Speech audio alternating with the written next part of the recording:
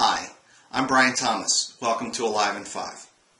Today we're going to take a look at some different ways that your students can respond to essential questions inside your class. Now, if you're a student of backward design and good lesson development, you know that you start with a great question and you build your instruction around it. And that every day, every activity that you plan for a lesson should give the students another opportunity to be able to explore the essential question. And that a great essential question should be able to be answered from several different points of view and include lots of different pieces of information. So we're going to look at Web 2.0 tools and how you can create a way for your students to be able to answer the essential question throughout your instruction using those tools. So enjoy our session Alive in 5 on EQs and Web 2.0 tools today.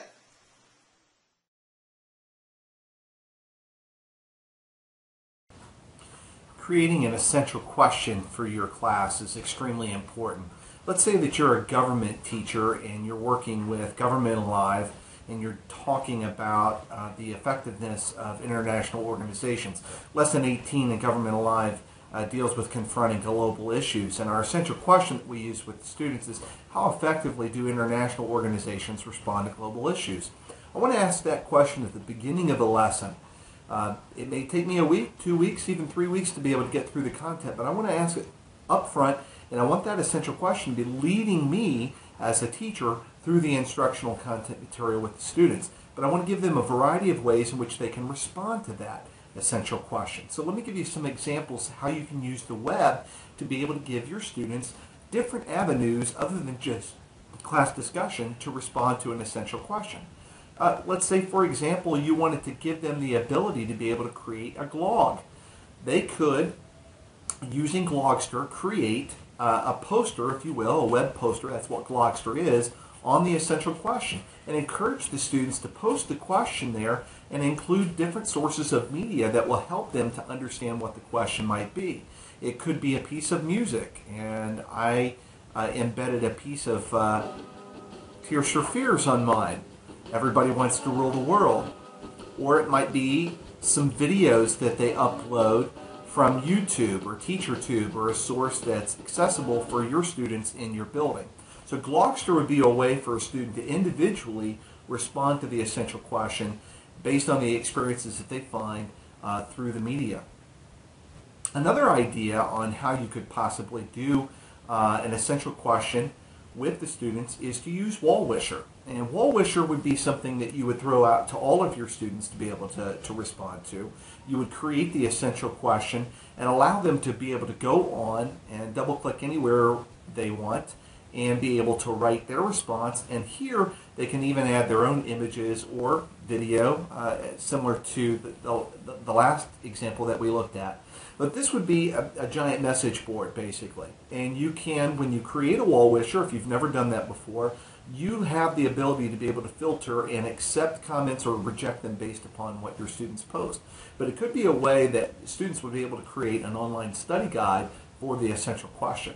So that's one way that you collaborate across all the students. Another way that you could do something very similar, but a different take on it, would be to use VoiceThread. So let's take a look at that. What I did here in creating a VoiceThread is that I uploaded the first slide of this lesson that included the essential question, and I give the students my directions on VoiceThread as the lead off.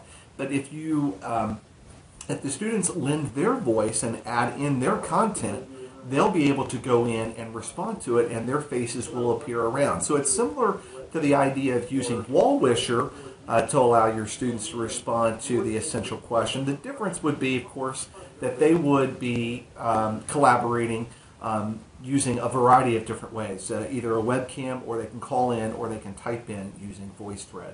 So that's one more example that you can use to collaborate. And then one last one, and it's one that I really encourage teachers to start using with their students more and more, and that is Twitter. You have the ability in Twitter to be able to create a hashtag that would be a searchable item of tweets just for a particular subject. So for example, if I'm a government teacher, I can create a hashtag for my class. I might call it #TChat, T short for Thomas, chat, and then government. And I can post questions on there and encourage my students to respond to an essential question or any question that I might have and use that hashtag. So if I click on it here, where I've posted my essential question, I'll be able to bring up all of the tweets that include just that information. Of course, I just posted this as an example, but if I had other students who responded in here and they also used #TChatGov in their response, it would show up in this timeline here. And it would be a way for us to be able to collaborate, and not just within our classroom, but even outside, we can encourage others to be able to share their ideas on the essential question. So there you have it. There's 4 ideas, concrete ideas, that you can use Web 2.0 tools to be able to do the essential question inside your class and be able to provide your students a lot of different learning experiences. So I hope you enjoyed Live in 5 today on essential questions, and we'll see you again. Here's a list of the sites used today in Live in 5, and we want to encourage you to learn more about us at teachtci.com.